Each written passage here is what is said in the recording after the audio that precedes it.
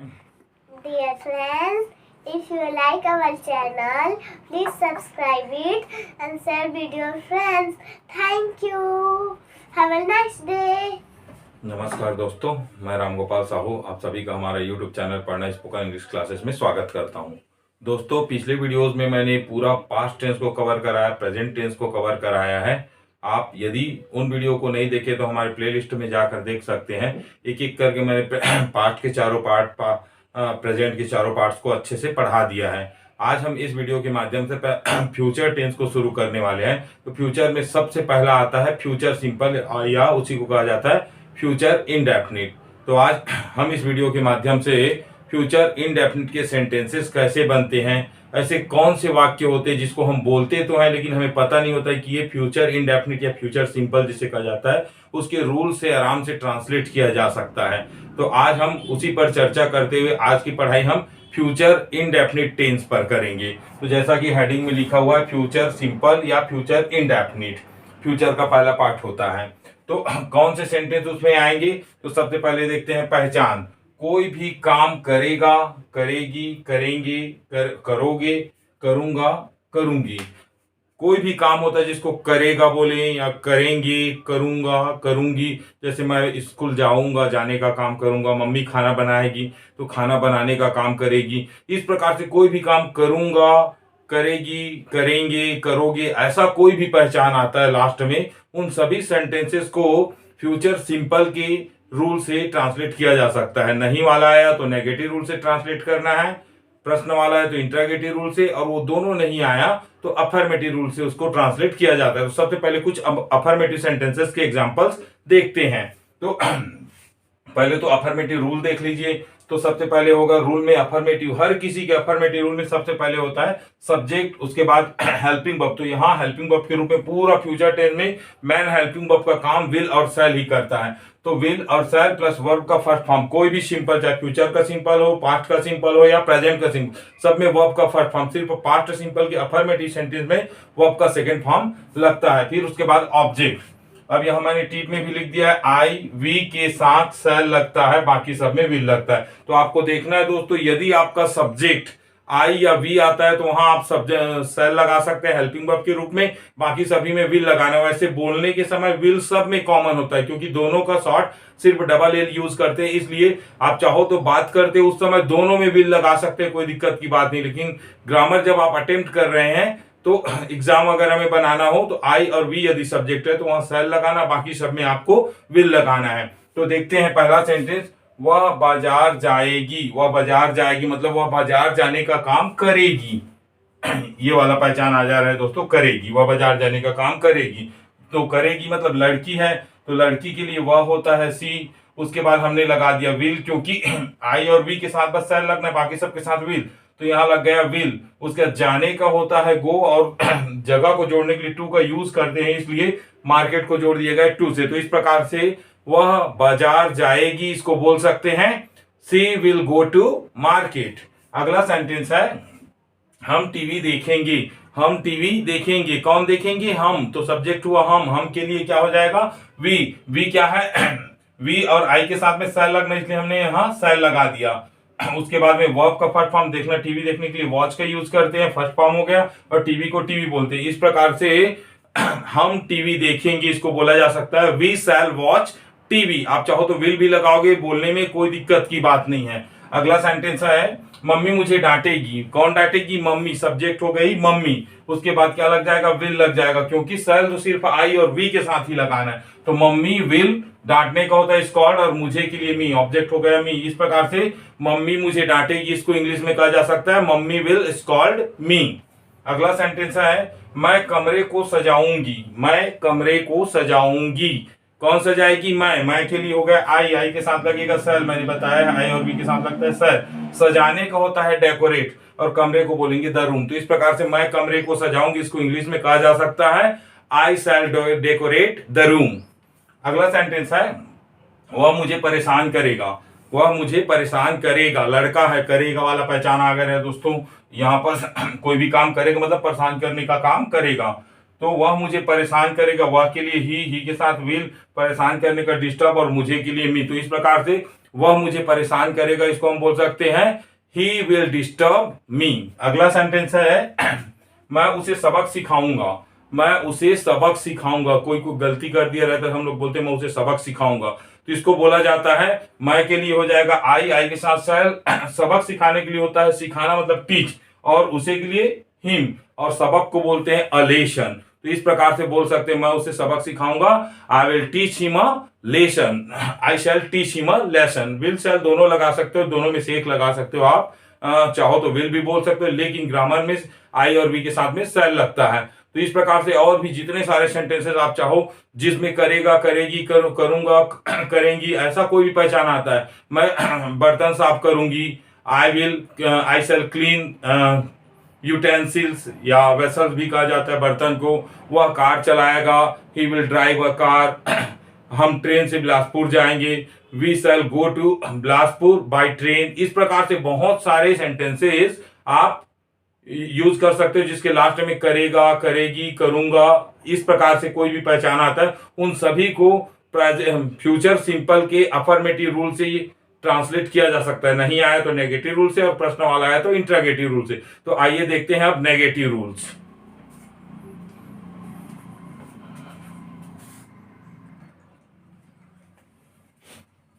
अगला sentence negative sentences है दोस्तों, देख सकते हैं नेगेटिव रूल।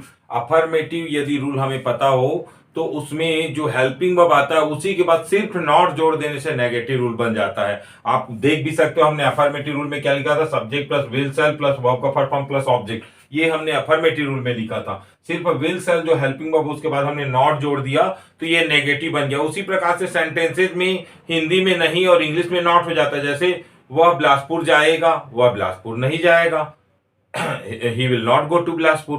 तो इस प्रकार से सिर्फ नॉट जुड़ता है तो वो नेगेटिव हो जाता है इंग्लिश में, और हिंदी में नहीं जुड़ता है तो नेगेटिव हो जाता है। आइए कुछ एग्जांपल देखते हैं, जैसे हम पिकनिक नहीं मनाएंगे, हम पिकनिक नहीं मनाएंगे, पिकनिक मनाने का काम नहीं करेंगे, ये बोला जा रहा है। कौन नहीं मनाएंगे, हम के लिए सब्जेक्ट हो गया वी के साथ शैल, नहीं के लिए नॉट, मनाने का होता है सेलिब्रेट, और पिकनिक को बोलते हैं पिकनिक। इस प्रकार से कहा जा सकता है हम पिकनिक नहीं मनाएंगे, we shall not celebrate picnic. वहीं पर हम त्योहार नहीं मनाएंगे, we shall not celebrate festival. इस प्रकार से बोला जा सकता है। अगला सेंटेंस है वह मेरे साथ नहीं खेलेगा, वह मेरे साथ नहीं खेलेगा। कौन नहीं खेलेगा, वह के लिए हो गया ही के साथ विल, नहीं के लिए नॉट, खेलने का प्ले, और मेरे साथ के लिए विद मी। इस प्रकार से कहा जा सकता है ही यहां ले लिए विल, फिर नहीं के लिए नॉट, खेलने का प्ले, और मेरे साथ को बोला जाता है विद मी। इस प्रकार से कहा जा सकता है वह मेरे साथ नहीं खेलेगा, he will not play with me. अगला सेंटेंस है मैं पानी नहीं भरूंगी, मैं पानी नहीं भरूंगी। कौन नहीं भरेगी, मैं के लिए आई के साथ शैल, आई शैल, नहीं के लिए नॉट, भरने का होता है फिल, FILL, और पानी को बोलते वाटर। इस प्रकार से मैं पानी नहीं भरूंगी, इसको कहा जा सकता है आई शैल नॉट फिल वाटर। आप चाहो तो हर जगह जहां शैल लगा रहे वहां बोलने में आप I will not fill water भी बोल सकते हैं। अगला सेंटेंस है पापा मुझे नहीं डांटेंगे, पापा मुझे नहीं डांटेंगे। कौन नहीं डांटेंगे, पापा। तो पापा सब्जेक्ट हो गया, पापा के बाद उसके साथ लग गया विल, नहीं के लिए नॉट, डांटने का होता है स्कॉल्ड फर्स्ट फॉर्म, मुझे के लिए मी। इस प्रकार से पापा मुझे नहीं डांटेंगे, इसको कहा जा सकता है पापा विल नॉट स्कॉल्ड मी। अगला सेंटेंस है वह नया कपड़ा नहीं खरीदेगी, वह नया कपड़ा नहीं खरीदेगी, या वह नए कपड़े नहीं खरीदेगी। तो गी आ गया, मतलब कि लड़की है वह, तो लड़की के लिए वह हो जाता है सी के साथ लग गया विल, नहीं के लिए नॉट, खरीदने को होता है बाई, BUY, बाई और परचेज दोनों का मतलब होता है खरीदना। नए कपड़े को बोलेंगे न्यू ड्रेस। तो इस प्रकार से वह नए कपड़े नहीं खरीदेगी, इसको कहा जा सकता है she will not buy new dress, या न्यू क्लॉथ भी यूज कर सकते हैं। अगला सेंटेंस है राजू तालाब में नहीं कूदेगा, राजू तालाब में नहीं कूदेगा। कौन नहीं कूदेगा, राजू सब्जेक्ट हो गया राजू, राजू के साथ लग गया विल, नहीं के लिए नॉट, कूदने का होता है जंप। तो Raju will not jump, Raju नहीं कूदेगा। कहां, तालाब में के लिए यहाँ इनटू, और तालाब को बोलते हैं पॉन्ड। इस प्रकार से राजू तालाब में नहीं कूदेगा, Raju will not jump into the pond. तो इस प्रकार से नेगेटिव सेंटेंसेस बनाया जा सकता है दोस्तों। कोई भी काम आप बोलते हो मैं नहीं करूंगा, वह नहीं करेगी, कोई भी, मैं आज स्कूल नहीं जाऊंगा, I shall not go to school today. Mummy आज मुझे नहीं डांटेगी, mummy will not scold me today. पापा आज काम पर नहीं जाएंगे, papa will not go on work today. इस प्रकार कुछ भी, मैं बाजार नहीं जाऊंगा, I will not go to market, I shall not go to market. वह पुस्तक नहीं पढ़ेगी, she will not read the book. इस प्रकार से बहुत सारे सेंटेंसेस जिसमें कोई भी काम नहीं करेगा, नहीं करेगी के सेंस आए तो नेगेटिव रूल से, करेगा का सेंस आए तो अफर्मेटिव रूल से, और प्रश्न वाला है तो इंटरोगेटिव रूल से। आइए अब कुछ इंटरोगेटिव रूल्स का एग्जांपल्स देख लेते हैं।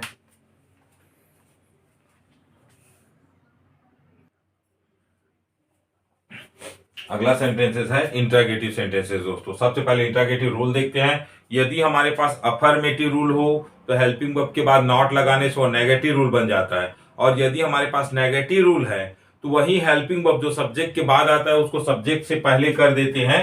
ये देखो सब्जेक्ट के बाद आया था, हेल्पिंग वर्ब हमने सब्जेक्ट से पहले कर दिया तो ये इंटरोगेटिव बन जाता है। उससे पहले हम WH वर्ड लिखते हैं। WH वर्ड मतलब होता है क्वेश्चन वर्ड मतलब जिस शब्द से हम प्रश्न करते हैं उसकी अंग्रेजी सबसे पहले लिखनी पड़ती है। क्या, क्यों, कब, कैसे, कहाँ, कितना, इन सभी शब्दों से हम प्रश्न करते हैं। उसी जैसे क्या आया तो व्हाट लिखना है यहाँ पास, क्यों आया तो वाई लिखना है, कहाँ आया वेयर लिखना है, कब आया वेन लिखना है, इस प्रकार से कब से आया तो सिंस वेन लिखना है।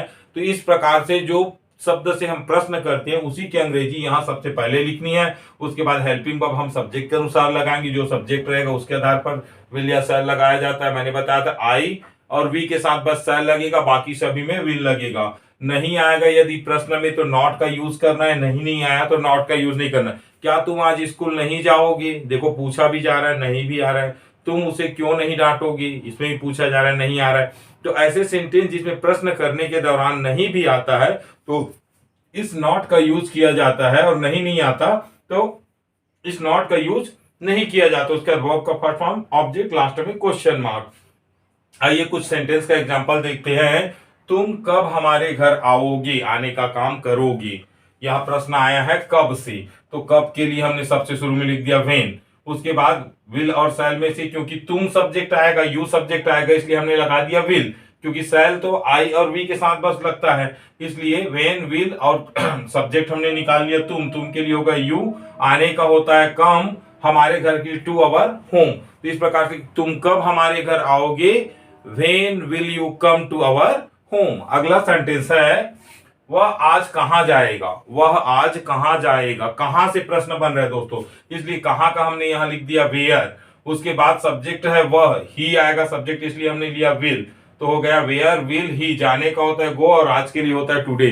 तो इस प्रकार से कहा जा सकता है वह आज कहां जाएगा, where will he go today. अगला सेंटेंस है क्या तुम नाश्ता नहीं करोगी, क्या तुम नाश्ता नहीं करोगी। इसमें देखो दोस्तों क्या से प्रश्न किया गया है और नहीं भी आया है, और हमेशा याद रखना जब क्या से प्रश्न होता है, क्या शुरू में आता है तो क्या के लिए व्हाट यहाँ नहीं लिखना पड़ता है, सीधा हम हेल्पिंग वर्ब से स्टार्ट करते हैं। तो इसमें देखो हेल्पिंग वर्ब या तुम, नाश्ता कौन नहीं करेगा, तुम, सब्जेक्ट आएगा यू, इसलिए हमने विल से स्टार्ट किया क्योंकि यू के साथ विल लगना है, आई और वी के साथ शैल, तो विल उसका सब्जेक्ट होगा यू। नहीं भी आया है दोस्तों सेंटेंस में, इसलिए हमने नॉट का यूज कर दिया। नाश्ता करने के लिए टेक ब्रेकफास्ट का यूज करते हैं, तो इसलिए हमने टेक ब्रेकफास्ट यूज कर दिया। तो क्या तुम नाश्ता नहीं करोगी, will you not take breakfast. अगला सेंटेंस है क्या हम मैच जीतेंगे, क्या हम मैच जीतेंगे। ये भी देखो दोस्तों क्या से शुरू हुआ ये वाला प्रश्न भी, और इसमें नहीं आया है तो हम यहाँ शैल से स्टार्ट किए क्योंकि हम सब्जेक्ट है, वी सब्जेक्ट, इसलिए हमने शैल लिया है यहाँ से शैल, उसका सब्जेक्ट आ गया वी। जीतने का होता है विन, तो वर्ब हमने लिख दिया। नहीं आया है इसलिए हमने नॉट का यूज नहीं किया, उसमें नहीं आया था इसलिए हमने यहाँ नॉट का यूज किया, इसमें नहीं आया इसलिए नॉट का यूज नहीं किया, सीधा आ गए हम वर्ब पे और ऑब्जेक्ट है मैच। तो इस प्रकार से क्या हम मैच जीतेंगे, shall we win the match. चाहो तो will be win the match भी बोल सकते हो, मैंने बताया विल कॉमनली यूज किया जा सकता है बोलने के लिए, लेकिन ग्रामर में आई और वी के साथ शैल का यूज किया जाता है। अगला सेंटेंस है वह कार क्यों नहीं चलाएगा। यहाँ देखो क्यों से प्रश्न हो रहा है दोस्तों, वह कार क्यों नहीं चलाएगा, तो क्यों का अंग्रेजी हम सबसे पहले यहाँ पर लिखेंगे तो हो जाएगा वाई, तो क्यों के लिए हो गया वाई। उसके बाद विल शैल में से हमने वह कौन नहीं चलाएगा, वह सब्जेक्ट मतलब ही सब्जेक्ट आ रहा है इसलिए हमने लिया विल। तो इस प्रकार से वाई विल, उसके बाद सब्जेक्ट हो गया ही, इसमें नहीं भी आया दोस्तों इसलिए नॉट का यूज किया गया। चलाने को होता है ड्राइव और कार को बोलते हैं कार। इस प्रकार से वह कार क्यों नहीं चलाएगा, why will he not drive car, why will he not drive car। आप चाहो तो why will he not drive a car भी बोल सकते हो। अगला सेंटेंस है मैं वहां कितना समय पहुंचूंगा, मैं वहां कितना समय पहुंचूंगा। यहाँ कितना समय से प्रश्न किया जा रहा है, तो यहाँ पर कितना समय के लिए होता है दोस्तों एट व्हाट टाइम, तो हमने WH वर्ड के स्थान पर लिख दिया एट व्हाट टाइम। उसके बाद में सेल विल में से हमने लिया सेल, क्योंकि मैं, कौन पहुंचेगा, मैं, सब्जेक्ट IRH लिए हमने लिया सेल, तो एट व्हाट टाइम सेल आई, पहुंचने का होता है रीच और वहां के लिए होता है देयर। इस प्रकार से कहा जा सकता है मैं वहां कितना समय पहुंचूंगा, at what time shall I reach there, at what time shall I reach there. अगला सेंटेंस है क्या पापा मुझे नहीं डांटेंगे। देखो यहां भी क्या से प्रश्न किया जा रहा है और नहीं भी आया, क्या पापा मुझे नहीं डांटेंगे, तो हेल्पिंग वर्ब से स्टार्ट करेंगे तो पहले लिया गया है विल, क्योंकि पापा सब्जेक्ट है, कौन डांटेंगे, पापा, पापा सब्जेक्ट है, इसलिए हमने लिया विल। तो विल पापा नहीं भी आया दोस्तों, इसलिए हमने नॉट का यूज कर दिया। उसके बाद डांटने होता है स्कॉल्ड, इसको और मुझे के लिए होता है मी। तो इस प्रकार से क्या पापा मुझे नहीं डांटेंगे, इसको कहा जा सकता है विल पापा नॉट स्कॉल्ड मी। अगला सेंटेंस है हम पौधे कहाँ लगाएंगे, हम पौधे कहाँ लगाएंगे। देखो यहाँ कहाँ से प्रश्न किया जा रहा है दोस्तों, इसलिए हमने कहाँ का सबसे पहले अंग्रेजी लिख दिया वेयर। उसके बाद हमने यहाँ से लिया सेल, क्योंकि हम आया है सब्जेक्ट, वी आया है यहाँ पर, वी के साथ सेल लगता है, इसलिए हमने यहाँ से ले लिया सेल। उसके बाद सब्जेक्ट हो गया वी, नहीं आया इसलिए हमने नॉट को छोड़ दिया, सीधा आ गए पौधे लगाने का। लगाने का होता है ग्रो और पौधे को बोला जाता है प्लांट्स। इस प्रकार से हम पौधे कहाँ लगाएंगे, इसको कहा जा सकता है where shall we grow plants. आप चाहो तो विल भी यूज कर सकते हो। तो इस प्रकार से बहुत सारे सेंटेंसेस जो फ्यूचर सिंपल में आता है दोस्तों, उन सभी को आप आराम से बोल सकते। कुछ भी, वह मुझे नहीं मारेगा, he will not hit me, मैं मैच नहीं खेलूंगा, आई विल नॉट प्ले। चाहो तो विल शैल कोई भी यूज कर सकते हो। I shall not play, teacher हमें इंग्लिश पढ़ाएंगे, teacher will teach us English. मैं क्लास में जाऊंगा, I shall go into the class, हम पुस्तक खोलेंगे, we shall open the book. इस प्रकार से बहुत सारे सेंटेंसेस। तुम क्यों मुझे परेशान करोगे, why will you disturb me. इस प्रकार से बहुत सारे सेंटेंस। मैं आज खाना नहीं खाऊंगा, I shall not eat food today, वह मेरे लिए खाना नहीं बनाएगी, she will not cook food for me. इस प्रकार से बहुत सारे सेंटेंसेस जितने, जिसमें भी लास्ट में कोई भी काम करेगा, करेगी, करूंगा, करूंगी, करोगे ऐसा आता है। नहीं वाला आया तो नेगेटिव रूल से बनाना है, प्रश्न वाला आया तो इंटरोगेटिव रूल से बनाना है, और सरल वाक्य आया तो अफर्मेटिव रूल से बनाना है। उम्मीद करता हूं दोस्तों आप सभी को ये वाला वीडियो भी पसंद आया होगा। यदि पसंद आया होगा तो हमारे चैनल को सब्सक्राइब कीजिए, वीडियो को लाइक कीजिए और अपने दोस्तों के साथ शेयर कीजिए, ताकि ज्यादा से ज्यादा लोगों को इंग्लिश सीखने का अपॉर्चुनिटी मिले। तो आप फ्यूचर टेंस यही फ्यूचर सिंपल को आज कंप्लीट करते हैं दोस्तों। इस वीडियो में, अगले वीडियो में फ्यूचर कंटिन्यूअस का वीडियो लेकर आएंगे। और पिछला आपने यदि नहीं देखा होगा प्रेजेंट टेंस और पास्ट टेंस को, तो हमारे प्लेलिस्ट में जाकर प्रेजेंट टेंस के चारों part, present simple, present continuous, present perfect और प्रेजेंट परफेक्ट कॉन्टिन्यूअस, वैसे पास्ट टेंस के चारों पार्ट आप पूरा देख सकते हैं। यदि वर्ब में आपको कंफ्यूजन हो रहा है तो वर्ब पे भी मैंने एक वीडियो बनाया है। प्रीपोजिशंस वगैरह पे कंफ्यूजन हो रहा है, प्रीपोजिशन पे भी बनाया है, पार्ट ऑफ स्पीच पे बनाया है, पार्ट ऑफ सेंटेंस पे बनाया है। सभी वीडियो को जाकर देखकर आप बेसिक लेवल से इंग्लिश सीख सकते हैं दोस्तों, और आराम से अपनी सारे वाक्यों को, जो आप चाहे छत्तीसगढ़ी में बोलते हो, हिंदी में बोलते हो या कोई भी भाषा में बोलते हो, नो मैटर, आप उसको आराम से ट्रांसलेट कर सकते हैं। आप उन सभी वाक्यों को इंग्लिश में बोल सकते हैं। धन्यवाद दोस्तों हमारे वीडियो को देखने के लिए। आज के लिए बस इतना ही।